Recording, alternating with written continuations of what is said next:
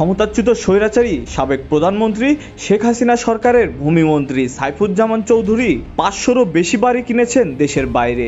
শুধু যুক্তরাজ্যেই $২৫০ মিলিয়ন খরচ করে কিনেছেন ৩৬০টি বিলাসবহুল বাড়ি, যা বাংলাদেশি অর্থে প্রায় ৩,০০০ কোটি টাকার সমান। ব্রিটেন ছাড়াও নিজের রিয়েল এস্টেট ব্যবসাকে সম্প্রসারণ করেছে মধ্যপ্রাচ্যের দেশ সংযুক্ত আরব আমিরাতের দুবাই, নিউ ইয়র্ক, সিঙ্গাপুর এবং মালয়েশিয়া পর্যন্ত। প্রশ্ন উঠেছে, সামান্য সরকারি বেতন পেয়েও দেশের বাইরে কিভাবে এমন সাম্রাজ্য গড়ে তুলেছেন আওয়ামী লীগের সাবেক এই মন্ত্রী। বুধবার কাতার ভিত্তিক সংবাদ মাধ্যম আল জাজিরার তৈরি দ্য মিনিস্টার মিলিয়ন্স নামে একটি প্রতিবেদনে এসব তথ্য উঠে এসেছে। এই ইনভেস্টিগেটিভ ইউনিটের গোপন অনুসন্ধানে প্রকাশ হয়েছে কিভাবে বাংলাদেশের সাবেক এই মন্ত্রী সরকারিভাবে সীমিত বেতন থেকে $50 কোটি সাম্রাজ্য গড়ে তুলেছেন। বাংলাদেশে কঠোর মুদ্রা আইন অনুযায়ী বছরে $১২,০০০ বেশি বিদেশে স্থানান্তর করা নিষিদ্ধ।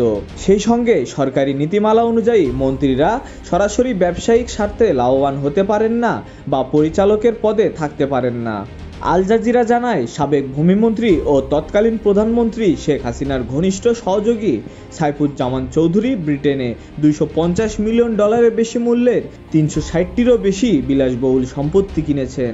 তার এই সম্পত্তি ব্রিটেনেই সীমাবদ্ধ থাকেনি, দুবাই, নিউ ইয়র্ক, সিঙ্গাপুর ও মালয়েশিয়াতেও ছড়িয়ে আছে।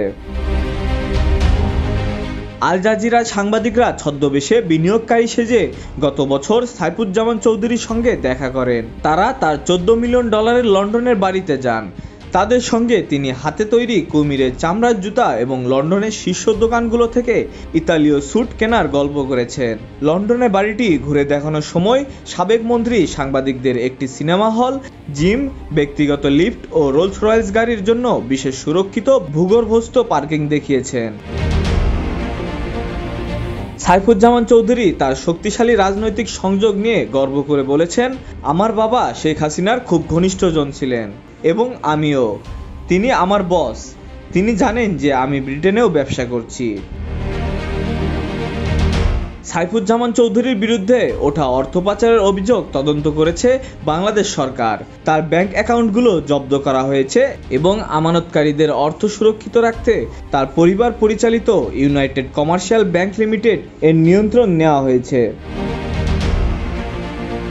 ২০১৭ সালে যুক্তরাজ্যে কোম্পানি গড়ে তোলার পর দেশটিতে তার সম্পত্তি কেনার গতি বৃদ্ধি পায়। ২০১৯ সালে মন্ত্রিত্ব পাওয়ার পর এই গতি আরও দ্বিগুণভাবে বেড়ে যায়। সাইফুজ্জামান চৌধুরী আল জাজিরাকে বলেছেন, তার সম্পত্তিগুলো যুক্তরাজ্য, সংযুক্ত আরব আমিরাত ও যুক্তরাষ্ট্রের বৈধ ব্যবসা থেকে অর্জিত আয়ের মাধ্যমে কেনা হয়েছে। সাইফুজ্জামান দাবি করেছেন, তিনি রাজনৈতিক ষড়যন্ত্রের শিকার।